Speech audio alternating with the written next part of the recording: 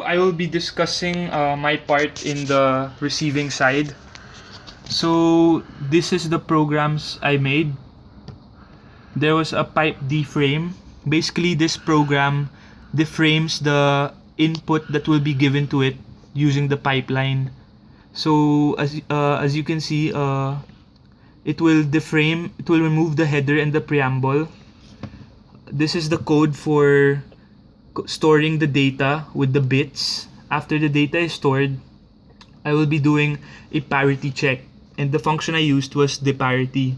It will check each column and each row parity and each column parity. It will also append an extra row parity, so that in the final checking of the column parity, if I get a result of all zeros in my last column parity, meaning no error. But if I get a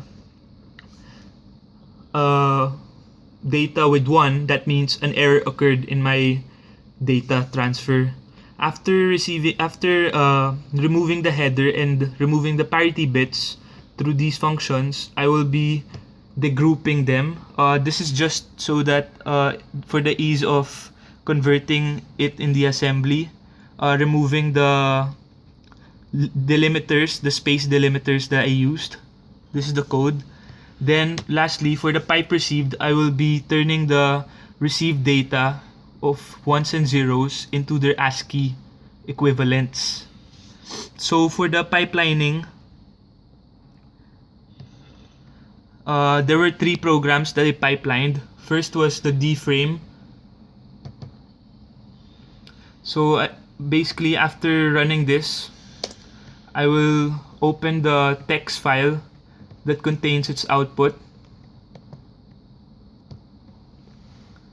which was all the zeros without any preamble and without the parities. So the parity checking occurred and the parities were removed. After, I performed the degroup program.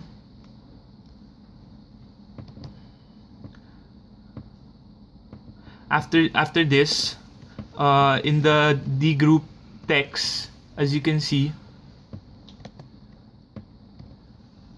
the zeros were arranged in an orderly manner so that for the ease of translating into ASCII. And lastly, in the receive pipeline that I used, just a minute. It decoded the data. After decoding, the text for the received